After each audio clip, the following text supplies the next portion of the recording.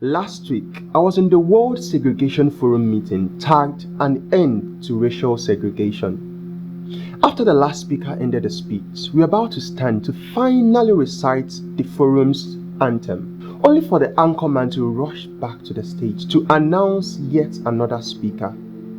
I was surprised but thrilled.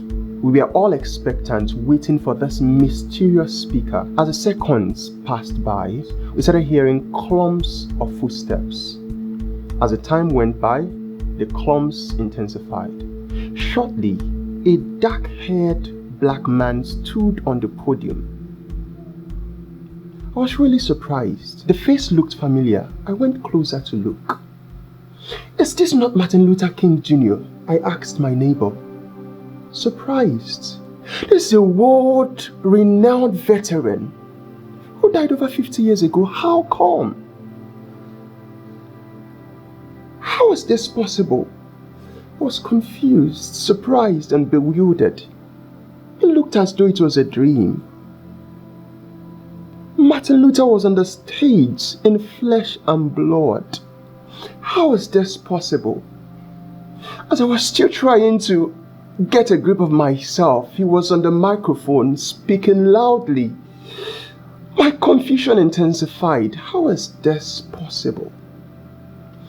He talked extensively on racial segregation. He reminded us that this is what he lived and died for.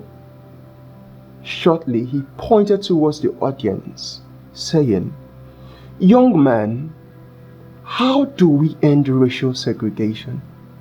I turned, looking around to find out the person Martin Luther King Jr. has given this rare privilege. 1,000 eyes directed towards me answered my suspicion. As I was still trying to get a grip of myself, I was already hearing my voice on a microphone I never knew who handed it over to me. My hands were shivering. I felt honored, but at the same time, I still can't make sense of everything that is going on. How is this possible? Is this real? But nevertheless, I try to honor the rare privilege handed over to me by the great Martin Luther King Jr. We can end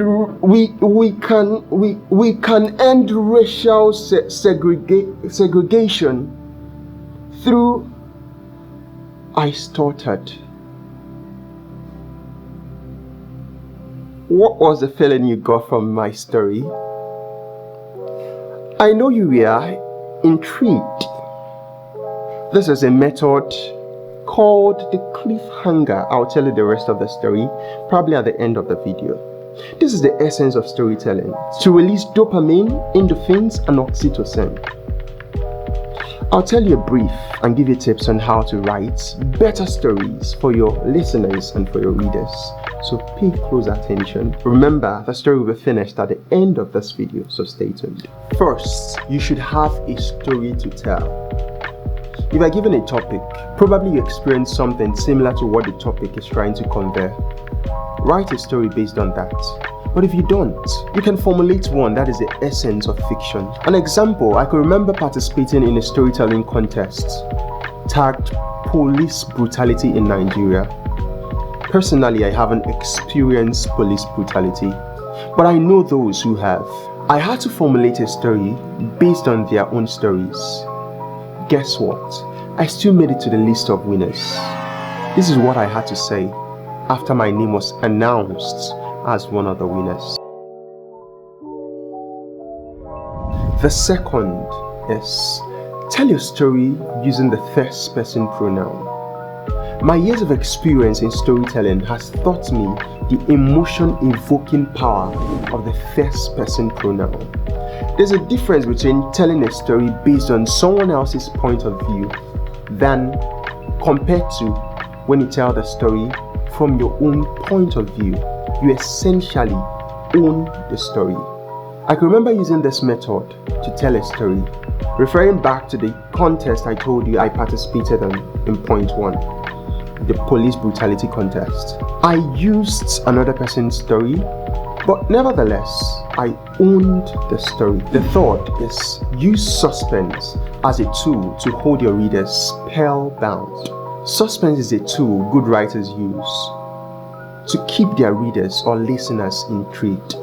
Remember the story I told you at the beginning of this video about the mysterious appearance of the late Martin Luther King Jr., a man who died over 50 years ago. Probably when you were listening to that story, you're wondering, how is this possible? How can a man who died over 50 years ago make a mysterious appearance?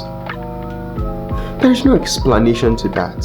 I believe you were wondering, how come? That suspense being introduced there.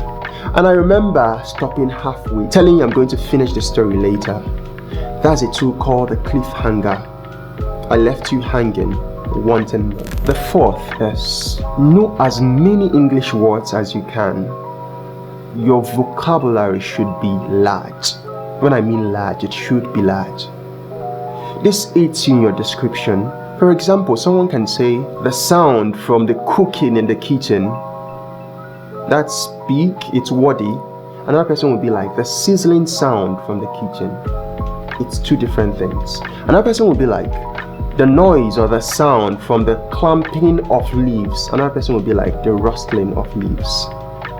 The use of words creates a big distinction between writers, especially when you want to tell stories. Remember I used the clump of footsteps at the beginning of the video.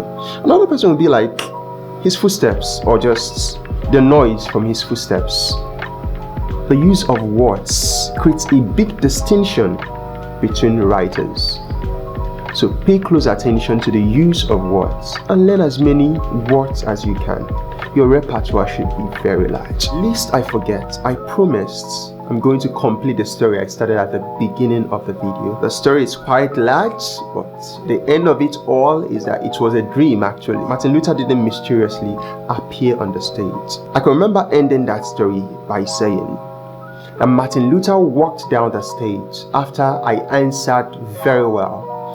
He wrapped his lengthy arms around my shoulder, telling me to go out and try the most I can to end racial segregation. Then later on, I saw myself sweating on my bed, only to realize that it had all been a dream. This gives credence to everything I said, because the dead cannot mysteriously come back to life.